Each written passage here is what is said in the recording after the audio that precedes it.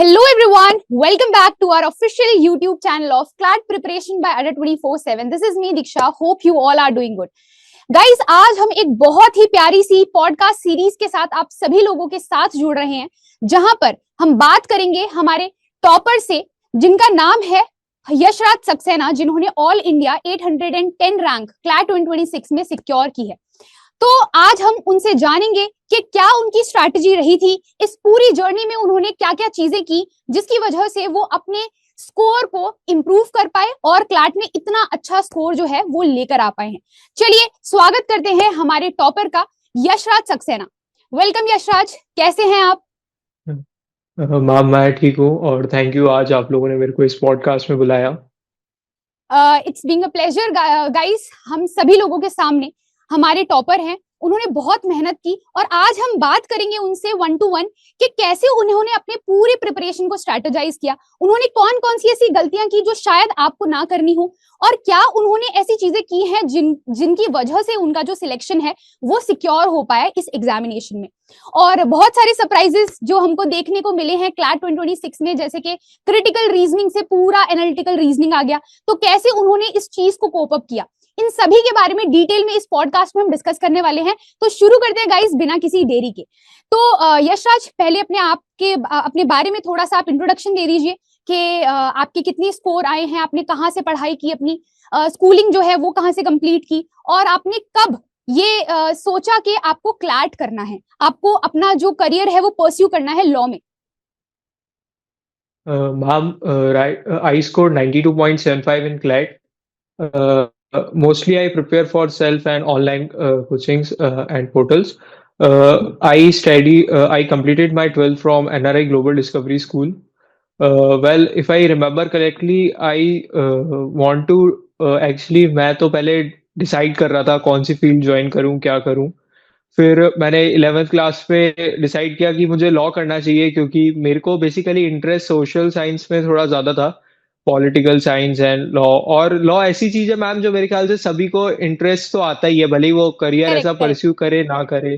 Correct. कोई भी कुछ भी सुन, तो फिर उस चीज़ में मेरा इंटरेस्ट था और मेरे घर में सब बोलता है मैं बोलता बहुत ज़्यादा हूँ। तो अच्छा, मेरे को लगा ऐसा लॉयर ऐसा प्रोफेशन मेरे लिए अच्छा रहेगा और बिल्कुल। मेरी पर्सनालिटी को भी सूट करेगा। फिर क्लैट का मेरे को फिर ही पता चला कि मतलब पहले तो मैंने सुना नहीं था क्लैट के बारे में 10th या 11th से पहले। जब मैंने इस लॉ फील्ड के बारे में थोड़ा एक्सप्लोर किया, फिर मेरे को समझ आया नेशनल लॉ यूनिवर्सिटीज होते हैं, और फिर if you want to become a successful lawyer then you should give a CLAT at least.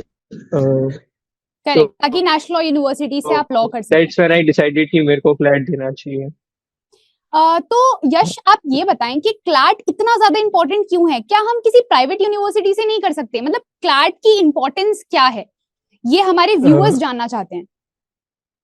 Ma'am ma'am first of all CLAT की एक इम्पोर्टेंस ये है कि आप अगर अपनी जनरेशन के क्रीम लेयर जो है उनके साथ आपको एट द एंड कॉलेज में बैठने का मौका मिलेगा, आपके कनेक्शंस उतने स्ट्रांग बनेंगे, क्योंकि मेरे ख्याल से लॉ फील्ड में connection is one of the most important correct thing correct. अगर आपको चलना है। और दूसरी बात मैम, पॉइंट ये है, प्राइवेट यूनिवर्सिटीज, सब यूनिवर्सिटीज आर गुड, बट अगर अपन रिटर्न ऑफ इंटरेस्ट की बात करें तो मेरे ख्याल से अगर आपको if you get into NLU, you will they are I'm not saying that private universities are bad or something, but NLUs are better in everything, in connections, in faculty wise, and fees also. I guess NLU's fees is quite low than the private universities. And ma'am, also I believe the most important thing is your peers, which will be in NLU. You are competing with some of the most brilliant minded people who are, going to be pursue law with them. And ma'am, one of the most important thing that you are going to spend near half of your life in your career, at least 40 years, I believe. Correct correct. So, मतलब वो कहते हैं ना कि retirement नहीं होती है lawyers की कभी भी, हाँ टिल वही देयर लास्ट ब्रेथ वो प्रैक्टिस कर सकते हैं लॉ, कर तो उसमें सकते कोई हैं। रिटायरमेंट नहीं So, होती है। दैट्स हाँ दैट्स वेरी हाँ करेक्ट। तो यश, आप ये बताएं कि आपने अपनी जर्नी को स्टार्ट कैसे किया? मतलब जब आपने सोचा कि आपको क्लैट करना है तो आपने कैसे, मतलब कैसे सोच के और कैसे स्ट्रैटेजाइज किया कि मैं कहाँ से प्रिपरेशन स्टार्ट करूं, और आपको क्लैट करने से पहले कौन कौन से चैलेंजेस दिख रहे थे जो आपके आने वाले थे, और आपने उन्हें कैसे टैकल किया?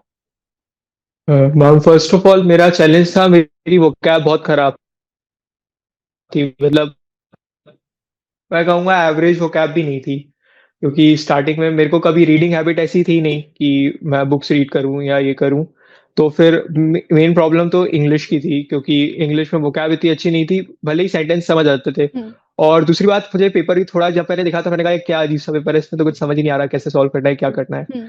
फिर धीरे-धीरे मैं यूट्यूब पे देखा, मेंटोर से थोड़ी बात करी, फिर धीरे-धीरे समझ आया कि ऐसे चीज़ों को टैकल करना, मैं मतलब स्टेप बाय स्टेप अप्रोच मेरे ख्याल से बेटर थी मेरे लिए। कि सबसे पहले मैंने वीकनेस देखी, मेरी वोकैब खराब थी, और सबसे ज़्यादा बुरा तो क्रिटिकल रीजनिंग लगती थी, क्योंकि वो कभी पढ़ा ही नहीं था, ना ही कुछ समझ आता था, ये क्या है, ये कैसे है? हर ऑप्शन लगता था यार ये तो सही ऑप्शन है, ये कैसे गलत हो गया? करेक्ट। फिर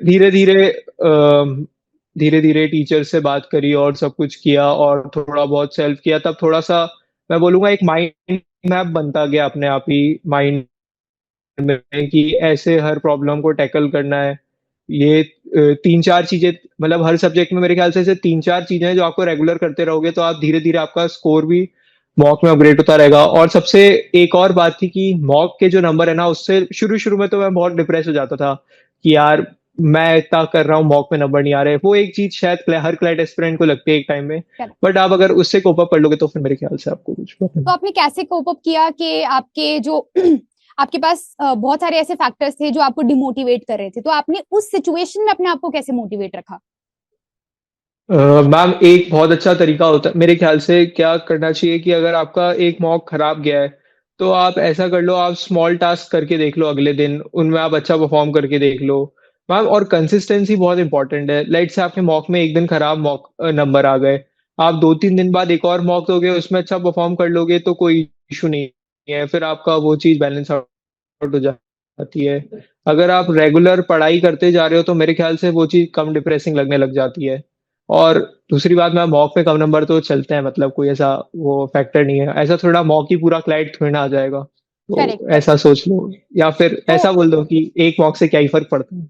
करेक्ट। करेक्ट। तो आपने कितने नंबर ऑफ मॉक्स दिए थे through out your preparation journey?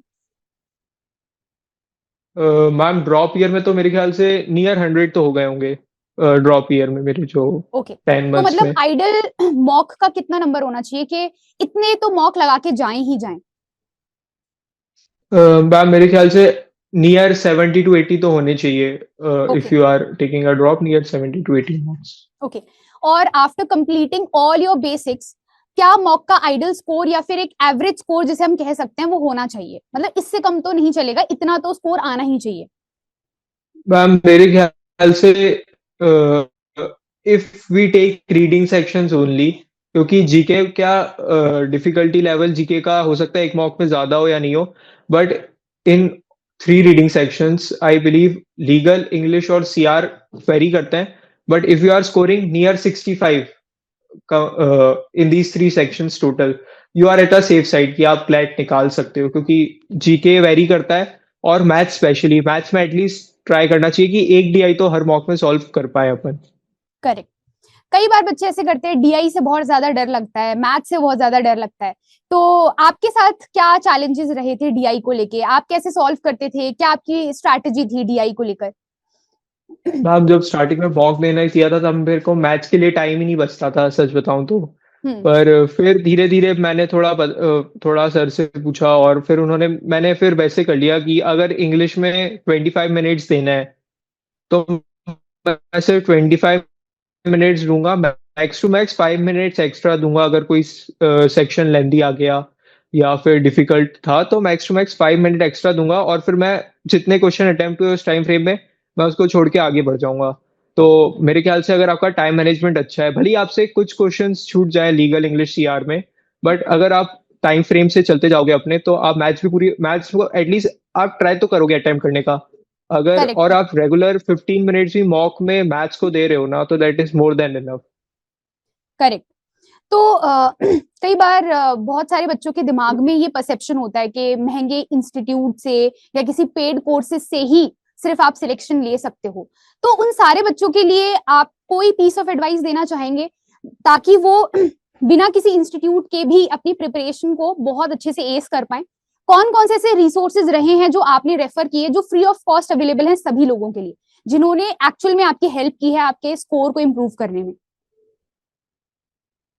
Ma'am देखी जाए तो फ्री ऑफ कॉस्ट तो टेलीग्राम पे बहुत सारा मिल जाता है। और दूसरी बात पॉइंट ये भी है कि आजकल यूट्यूब पे भी में मोस्टली कोई भी अच्छा क्लैट का चैनल फुल सीरीज निकालता है अपनी, उसी के साथ लिंक भी प्रोवाइड करता है मटेरियल की बहुत सारा।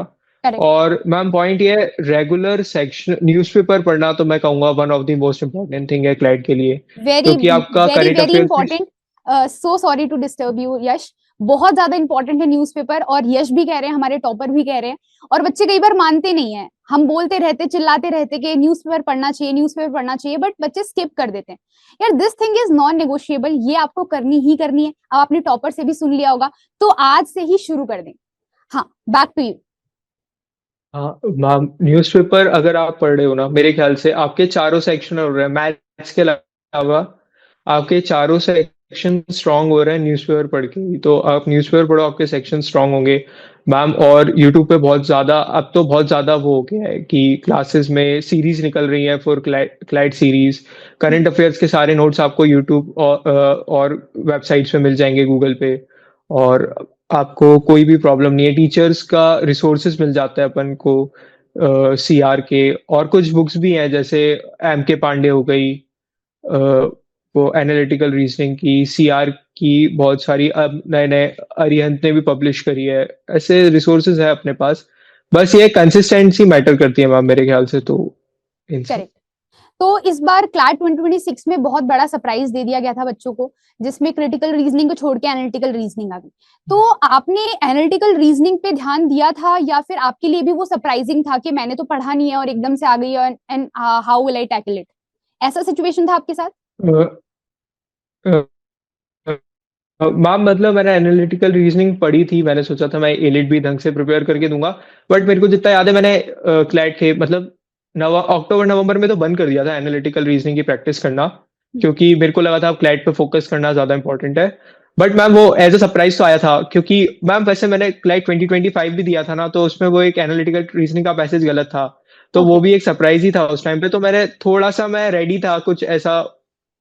हो सकता है, कंसोर्शियम वैसे ही हर साल कुछ, हाँ कुछ तो कुछ हरकत करता कर रहता है देता है। ऐसा जी। बिल्कुल बिल्कुल। हाँ वही। और तो कंसोर्शियम से तो हमेशा आप अनएक्सपेक्टेड चीजें ही एक्सपेक्ट किया करो गाइस। वो हर हाँ, साल ऐसा कुछ करता है, इस साल एआर दे दी सीआर की जगह।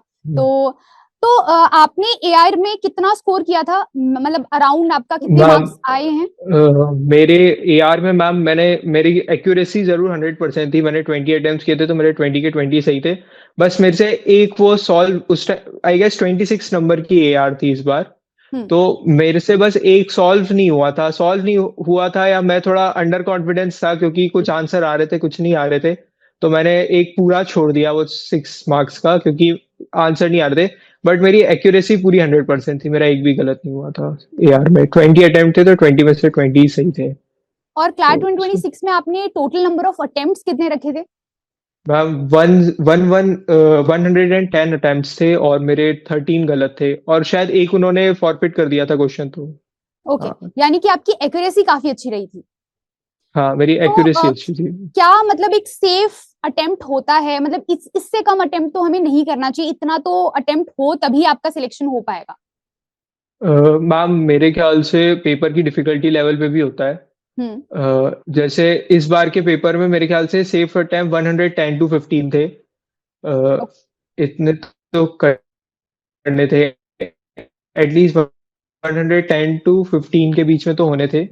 और अगर पेपर इजी आ जाए लाइक क्लाइट 2024, तो आपके अटेम्प्ट मेरे ख्याल से 115 के आसपास तो होने चाहिए थे उस टाइम पे।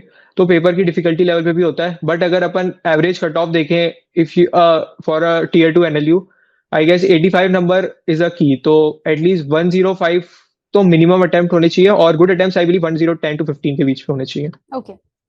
आपने बताया कि आपने क्लास 2025 भी दिया था, तो उसमें आपकी कितनी रैंक रही थी? मैम मेरी कुछ नियर 1500 1600 रैंक थी। ओके। मेरे को टीयर 2 एनएलयूज उस टाइम मिल रहे थे आई गेस, पर मेरे को ऐसा लगा था कि वही कि मेरे को एक ही बार लॉ करना है, तो let's try for higher rank. तो फिर मैंने एक साल और ड्रॉप लिया उसके लिए। ओके। तो ये ड्रॉपर्स के लिए काफी अच्छी चीज है, क्योंकि हमारे मतलब बहुत सारे ऐसे बच्चे होते हैं जो एनएलयूज को छोड़कर एक साल का ड्रॉप लेते हैं, रिस्क लेते हैं, बट वो रिस्क फिर सक्सेसफुल भी हो जाता है अगर आपने एक साल अच्छे से मेहनत की है तो। और इसका एग्जाम्पल है यशराज। तो यश, क्या पीस ऑफ एडवाइस आप देना चाहेंगे हमारे सारे स्टूडेंट्स को जो क्लैट 2027 टारगेट कर रहे हैं, जो उन्हें ध्यान रखनी चाहिए through out there preparation journey? Ma'am, most important consistency. अगर आप रेगुलर, भले ही आप रेगुलर 3 आवर्स की स्टडी भी कर रहे हो, तो आप उसको रेगुलर करो। ऐसा नहीं कि एक दिन बैठ गए, रात भर 8-10 घंटे पढ़ लिया और फिर हो गया। ऐसा क्लैट में ऐसा नहीं होगा सिलेक्शन। आप रेगुलर पढ़ो, कंसिस्टेंट रहो अपनी स्टडीज के साथ, और मॉक दो। भले ही आपके कम नंबर आ रहे हैं, ज्यादा आ रहे हैं, उससे फर्क नहीं पड़ता। भले ही लास्ट रैंक आ रही हो कोचिंग में, पर आप मॉक रेगुलर दो, न्यूज़पेपर रेगुलर पढ़ो, और नो करंट अफेयर्स का ट्राई करो। बैकलॉग ना बने तो सबसे बेस्ट है, क्योंकि बैकलॉग कवर करने जाओगे तो फिर दिक्कत हो सकती है। बट एटलीस्ट ट्राई करो बैकलॉग ना हो, कंसिस्टेंट रहो, मैं तो ये कहूंगा। और दूसरी बात, दुनिया में ये मत बताओ कि क्या मैं क्लैट निकाल रहा हूँ, मैं तो अलग ही वो हूँ कि मैं, मतलब ज्यादा लोगों को, मैं तो कहूंगा आप खुद ही पे प्रेशर डाल रहे हो ज्यादा लोगों को बताकर कि मुझे तो सिर्फ करेक्ट, 100 के अंदर ऑल इंडिया रैंक चाहिए, मैं करेक्ट, तो बैंगलोर ही जाता हूँ, ये सब मत करो, आप तैयारी करो। Right, right, right, correct, correct. और आपने करंट अफेयर्स के लिए कैसे स्ट्रैटेजाइज किया था? मतलब आपने स्टार्टिंग से ही करंट अफेयर्स पढ़ना स्टार्ट किया या आफ्टर 6 मंथ्स आपने स्टार्ट किया था? और उसका रिवीजन आप कैसे करते थे रिटेंशन के लिए? मैम, दो फेस में था। एक तो था कि मैंने आफ्टर बोर्ड, शायद मेरे मार्च में खत्म हुए थे, तो मैंने शायद मिडल ऑफ द मार्च या अप्रैल में स्टार्ट करी थी प्रिपरेशन। तो मैं दो फेस में करता था। लेट से एक फेस में मैं, जो करंट अभी चल रहा है, लेट से मार्च चल रहा है, तो मार्च का आधा टाइम जीके का, मार्च के जो रिसेंट अफेयर्स चल रहे हैं उसको दूंगा। वो मेरा फिक्स था। और बहुत सारी, मोस्ट ऑफ द कोचिंग्स और अड्डा भी मेरे ख्याल से वीकली जीके या मंथली जीके के वो निकालता है वीडियोस। तो आप करेक्ट, वो वीडियोस फॉलो कर लो, तो उसमें आपको एक रफ आइडिया लग जाता है कि ये वीकली करंट अफेयर्स चल रहा है और कौन सा इंपॉर्टेंट है कौन सा नहीं है। और बाकी का जो आपका रिमेनिंग टाइम है, आप वो प्रीवियस टाइम का जो करंट अफेयर है पिछले महीने का, उसको करने में लगाओ।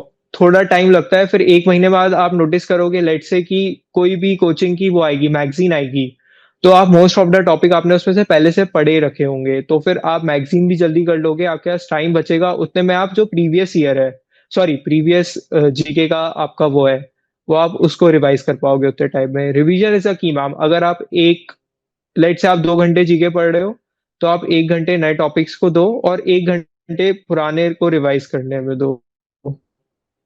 यानी तो कि आपने रेगुलर रिवीजन इससे किया नहीं था भाग। जीके का? हाँ, yes ma'am, regular consistency is a की मैम। Correct, correct, correct. और सबसे जो बेसिक जो सवाल होता है सारे बच्चों के दिमाग में आता है कि मैम डिस्ट्रैक्शन को कैसे हैंडल करें, क्योंकि बच्चे इंस्टाग्राम पे भी होते हैं, सोशल मीडिया पे भी होते हैं, ठीक है, उनको फोमो भी हो रहा होता है कि मेरे सारे दोस्त घूमने जा रहे हैं बट हम नहीं जा पा रहे हैं। तो वो डिस्ट्रैक्शन शायद आपकी लाइफ में भी आए होंगे, उस पूरे जर्नी में भी आए होंगे, तो आपने उसे कैसे टैकल किया था? हाँ, मैं सच बताऊं, डिस्ट्रैक्शंस तो आपको रहेंगे ही, वो तो इनएविटेबल है।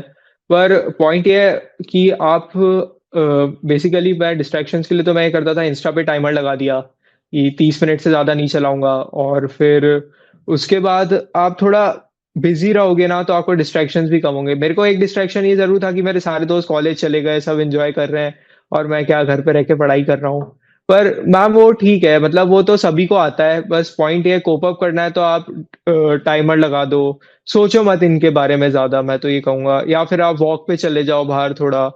मतलब मेरे ख्याल से थोड़ा बहुत डिस्ट्रैक्शन भी जरूरी है पढ़ाई से, मेरे ख्याल से 1 घंटे या करेक्ट, दो करेक्ट, घंटे दिन में। करेक्ट। मतलब ड्रॉपर्स तो के लिए तो मैं रिकमेंड करूंगा, थोड़ा डिस्ट्रैक्ट हो जाओ, कोई दिक्कत नहीं है, बस रेगुलर पढ़ाई करते रहो बस। तो आपके रेगुलर जो स्टडी आवर्स होते थे वो लगभग कितने होते थे, एवरेज, ऑन एन एवरेज मैं पूछ रही हूँ? हाँ, वैसे देखा जाए तो मेरा एक मिनिमम गोल्स थे कुछ, तो 5 to 6 आवर्स लेते थे दिन में। अगर ज्यादा हो जाए तो ठीक है, अच्छी बात है, वरना वो, अगर गोल्स भी, वैसे तो मैं सच बताऊं, मेरे सारे गोल्स कभी इतने रेगुलर कंप्लीट हो नहीं पाते थे। कुछ एक छूट ही जाता था, क्योंकि अब वो शायद ह्यूमन नेचर ही है कि आप जितना ज्यादा ही सोचते हो। करेक्ट, पर हाँ, पर नियर 5 to 6 आवर्स तो मेरी रेगुलर स्टडी हो जाती थी। कभी कभी ज्यादा भी हो जाती थी।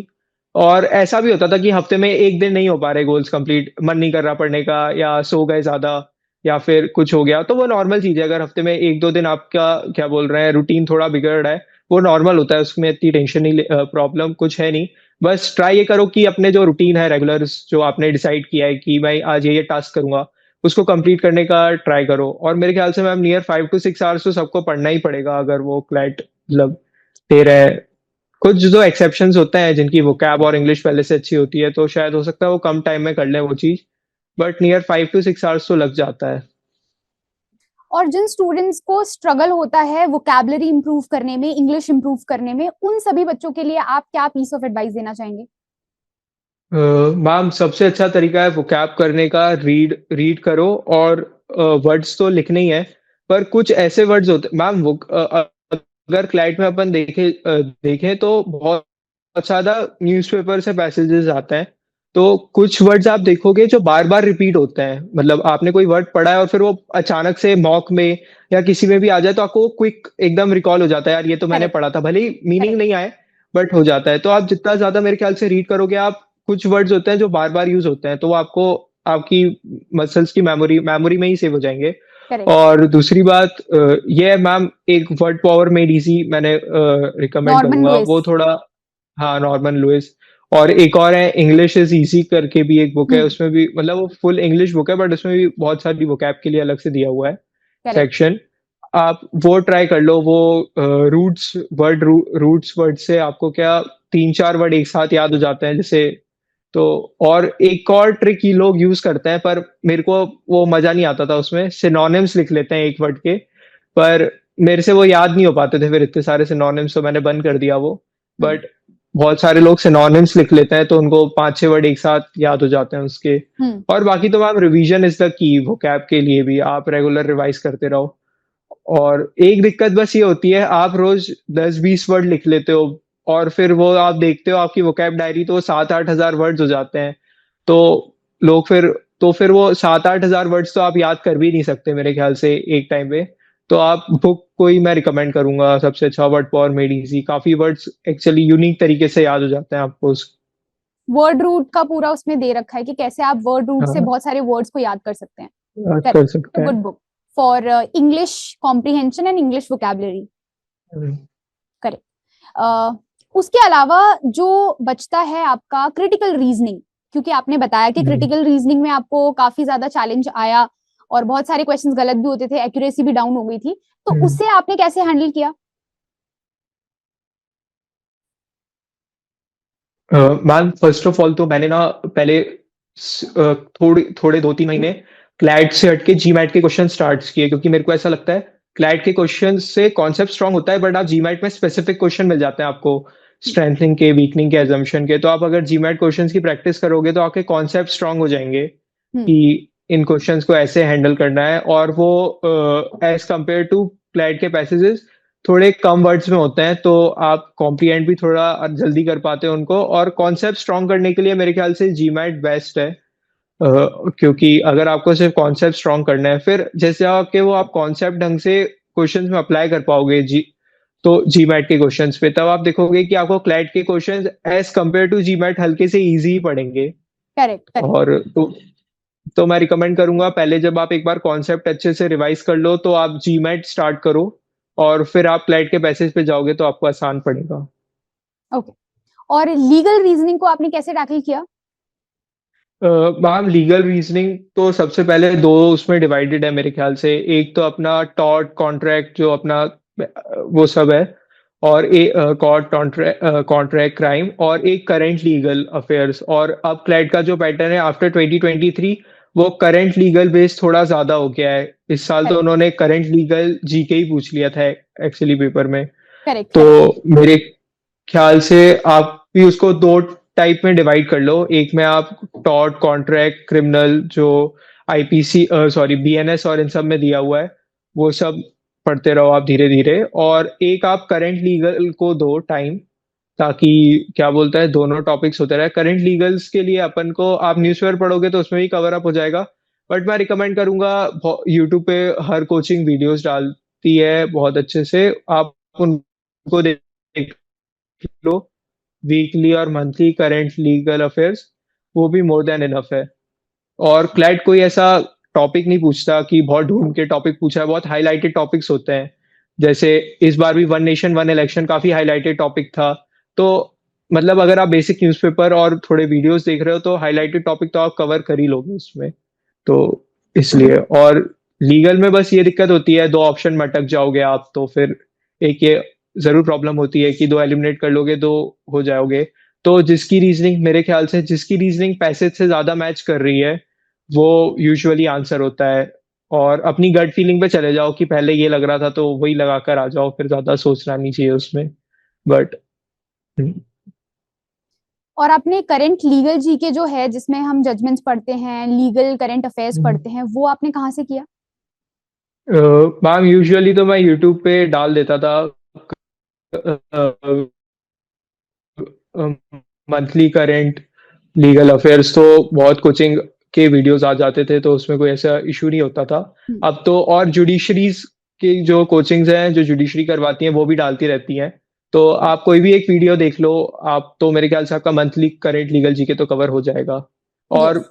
टॉपिक जो मैगजीन्स होती है मंथली, उसमें भी बहुत सारे करंट लीगल टॉपिक्स होते हैं, तो आप उससे भी कवर अप कर सकते हो, ऐसा कुछ इशू।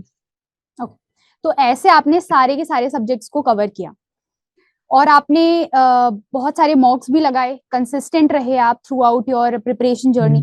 तो गाइस, आई थिंक आप सभी लोगों के जितने भी डाउट्स होंगे वो इस पॉडकास्ट सीरीज में कवर हो ही गए होंगे। कमेंट करके जरूर बताना गाइस कि कौन कौन से ऐसे क्वेश्चंस हैं जो रह गए हैं, मिस आउट हो गए हैं, जिनके आंसर्स आप चाहते हैं हमारे टॉपर से। उसके अलावा एक बार नटशेल में हम दोबारा से आपको रिकैप दे देते हैं पूरे के पूरे पॉडकास्ट का कि यशराज की प्रिपरेशन कैसे शुरू हुई और कैसे खत्म हुई। यशराज ने स्टार्टिंग से ही ये बात सोच ली थी कि हमें करना तो है क्लैट। उनकी क्लैट 125 में अच्छी रैंक आई थी, उनको कॉलेज भी मिल रहा था टीयर 2, लेकिन वो नहीं गए। उन्होंने डिसाइड किया कि वो दोबारा से एक बार ड्रॉप लेंगे और एक और बार तैयारी करेंगे और एक अच्छा कॉलेज, जो उनका ड्रीम कॉलेज है, वो अचीव करेंगे, जो कि इवेंचुअली उन्होंने अचीव कर भी लिया। इस जर्नी के दौरान उन्होंने अपने सारे सेक्शंस के ऊपर इक्वली वेटेज रखा और इक्वली ध्यान भी दिया। टाइम मैनेजमेंट और अपनी स्पीड एक्यूरेसी पे बहुत ज्यादा ध्यान दिया। उसके अलावा उन्होंने जितना भी कंटेंट हो सकता है यूट्यूब से वो पढ़ा, और अपने इन सभी के साथ साथ उन्होंने जो भी एनालिसिस वाला पार्ट था उसके ऊपर बहुत ज्यादा ध्यान दिया। एम आई राइट? Yes ma'am. तो एनालिसिस बहुत, यस, एनालिसिस बहुत जरूरी है। यशराज, क्या कहना चाह रहे हैं आप इस पे?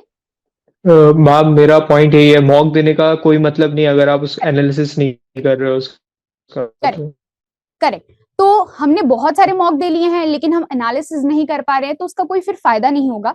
एनालिसिस बहुत ज्यादा जरूरी है जो यश ने की थी, और आपको भी करनी है। जितने ज्यादा से ज्यादा मॉक हो पाए उतने मॉक दीजिए, उसकी एनालिसिस कीजिए, उसे कहीं पर नोट डाउन कर लीजिए, जो हम हर एक वीडियो में आपको बताते हैं। बट आपने अब टॉपर से भी सुन लिया है तो शायद अब आपको थोड़ी सी क्लैरिटी मिल गई होगी कि कैसे आपको अपनी पूरी इस जर्नी को स्ट्रैटेजाइज करना है, प्लान करना है, एक ब्लूप्रिंट तैयार करना है और रेगुलर कंसिस्टेंसी से पढ़ाई करनी है। रेगुलर एक छोटे छोटे गोल्स आपको बनाने हैं, उन्हें अचीव करना है और अगले दिन पे बढ़ जाना है, ठीक है। और डिमोटिवेट तो बहुत सारे बच्चे हो जाते हैं, वहीं पर वो आउट हो जाते हैं इस रेस से। आपको डिमोटिवेट नहीं होना है। थ्रू आउट योर प्रिपरेशन आपको कंसिस्टेंट रहना है, मोटिवेटेड रहना है, और जो डिस्ट्रैक्शंस हैं उन डिस्ट्रैक्शंस को भी आपको कैसे मैनेज करना है, शायद आपको इस पॉडकास्ट सीरीज से समझ में आ गया होगा। ऐसे ही गाइस इंटरेस्टिंग पॉडकास्ट सीरीज के लिए जुड़े रहें अड्डा 24/7 के ऑफिशियल प्लेटफॉर्म से। आई होप आपको ये पॉडकास्ट बहुत ही यूजफुल लगा होगा। कमेंट करके जरूर बताना कौन कौन से ऐसे क्वेश्चंस हैं जो आप चाहते हैं कि हम उन सारे क्वेश्चंस को एड्रेस करें, अपने टॉपर्स के साथ बात करें। उसके अलावा गाइस, अगर आप हमारे चैनल पे नए हैं तो चैनल को सब्सक्राइब जरूर कर लेना, लाइक कर देना इस पॉडकास्ट को, और ऐसी ही सीरीज में हम आपके साथ जुड़ते रहेंगे। Bye bye guys, take care.